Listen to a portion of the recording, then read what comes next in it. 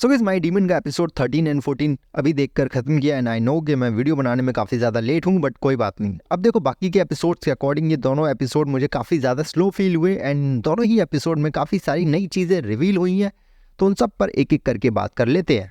सो episode 13 start होता है गुवोन की कन्फेशन से कि उसने अपनी पास्ट लाइफ में काफ़ी ज़्यादा लोगों को मारा है एंड उसकी और दोदो ही की लाइफ कितने सैड नोट पर एंड हुई थी।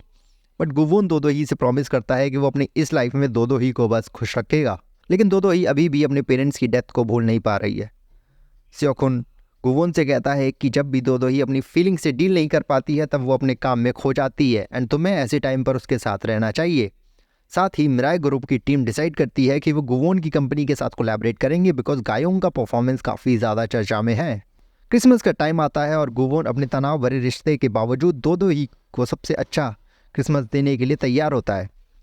दोदो ही दुखी है क्योंकि उसे सेलिब्रेट करने के लिए कोई नहीं मिला होता है, तो गुवोन उसके लिए एक खास सपना सजाता है जिसमें उसके पेरेंट्स और मैडम जू साथ में क्रिसमस सेलिब्रेट कर रहे होते हैं। गुवोन फिर अगले दिन अपने पावर्स का इस्तेमाल किए बिना एक पेड़ लेकर आता है ताकि वो उसे दोदो ही के साथ डेकोरेट कर सके। वहीं दूसरी तरफ सुकमिन डिनर के लिए पूरी फैमिली को इनवाइट करता है जिसमें दोदो ही भी शामिल होती है, पर कुछ गड़बड़ लग रही है क्योंकि सुकमिन बहुत ही ज़्यादा इंसिस्ट कर रहा होता है कि उसकी बीवी अपने बेटे की मौत से दुखी है और उसके बर्न मार्क भी बढ़ते जा रहे हैं। सुकमिन की माँ और बेटे की मौत का असली राज सामने आता है जब वो अपनी बीवी को डीमन मैनुअल के साथ पकड़ता है। सुकमिन अपनी इमेज को बचाने के लिए उसे डिनर के बाद लॉक करने का फैसला करता है। मीटिंग में सुकमिन सबको अपने फैसले को सपोर्ट करने के लिए बुलाता है और साथ ही साथ वो मिराई ग्रुप के CEO स्योखुन को भी निकाल देता है। वो दोदो ही से और स्योखुन से कहता है कि वो अपने शेयर्स को बेच दें, पर दोनों ही मना कर देते हैं। दोदो ही सुकमिन से पूछती है कि क्या वो सच में अपने बेटे के कारनामों से अनजान है या बस नाटक कर रहा है, जिसके बाद सुकमिन दो ही को मैडम जू की असलियत बताता है और एक शॉकिंग रिवीलेशन करता है। एंड एपिसोड 14 में हम देखते हैं कि सुकमिन दो ही को कहता है कि उसकी माँ ने ही उसके पेरेंट्स को मारा था। दो ही बेहोश होने वाली होती है लेकिन गुवोन आकर उसे बचा लेता है। गुवोन सुकमिन को क्लॉक टावर ले जाता है और उसे धमकी देता है। सुकमिन गुवोन से डील करने की कोशिश करता है पर गुवोन उसे याद दिलाता है कि उसकी बीवी सब जानती है। सुकमिन खुद गुवोन को छोड़ देता है जिससे लगता है कि वो गिरकर मर गया, जिसके बाद सबको पता चलता है कि सुकमिन ही मैडम जू का असली कातिल है, लेकिन गुवोन को लगता है कि वो सच में मर गया है क्योंकि वो उसे अपनी पावर से ढूंढ नहीं पाता।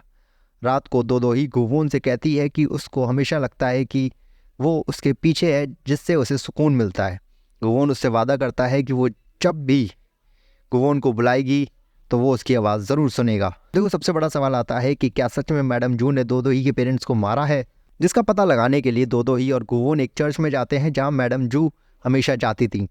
मैडम जू ने प्रीस्ट से कहा था कि दोदो ही कभी सच पूछे तो उसे सच बता देना। उसने हमेशा प्रे किया था कि दो ही उसे माफ़ कर दे।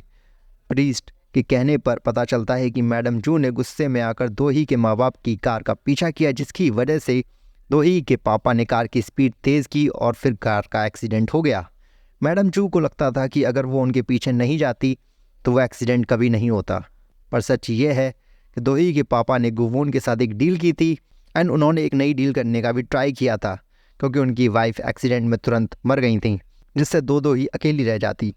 गुवोन ने उनकी नई डील को मना कर दिया और उन्हें हेल भेज दिया, जिससे दो ही अकेली हो गई। ये सच्चाई गुवोन के लिए शॉक का मोमेंट होता है जब उसे पता चलता है कि उसने खुद ही दो ही की लाइफ में दुख भर दिया। गॉड उसे याद दिलाते हैं कि वो सिर्फ देखते हैं, कंट्रोल नहीं करते, इसलिए हर इंसान और डीमन को खुद अपने दुख का सामना करना पड़ता है। अगले दिन दो ही गुवोन के ऑफिस चली जाती है बिना उसको पता चले।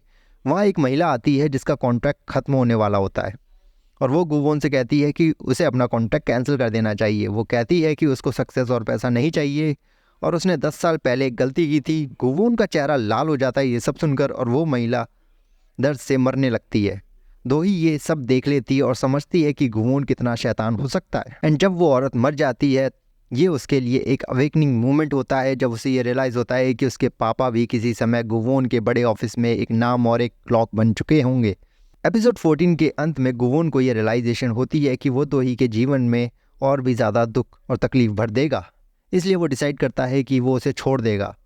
दो ही उसे प्यार करना नहीं छोड़ती है और उसका नाम बुलाती है, लेकिन गुवोन उसका जवाब नहीं देता। तो भाई ये थी समरी एपिसोड 13 और 14 की। एंड टू बी ऑनेस्ट ये दोनों ही एपिसोड मुझे काफ़ी ज़्यादा एवरेज लगे, बट एपिसोड 14 की एंडिंग काफ़ी सैड थी एंड मैं पर्सनली चाहूँगा कि इसके फिनाले एपिसोड में गुवन तोदही के पास वापस आ जाए। एंड तुम लोग भी मुझे कमेंट करके ज़रूर बताना कि तुम्हें ये दोनों एपिसोड कैसे लगे और तुम क्या सोचते हो इसके फिनाले के बारे में। तो ये वीडियो यहीं एंड करते हैं और जाते जाते इस चैनल को सब्सक्राइब करना मत भूलना।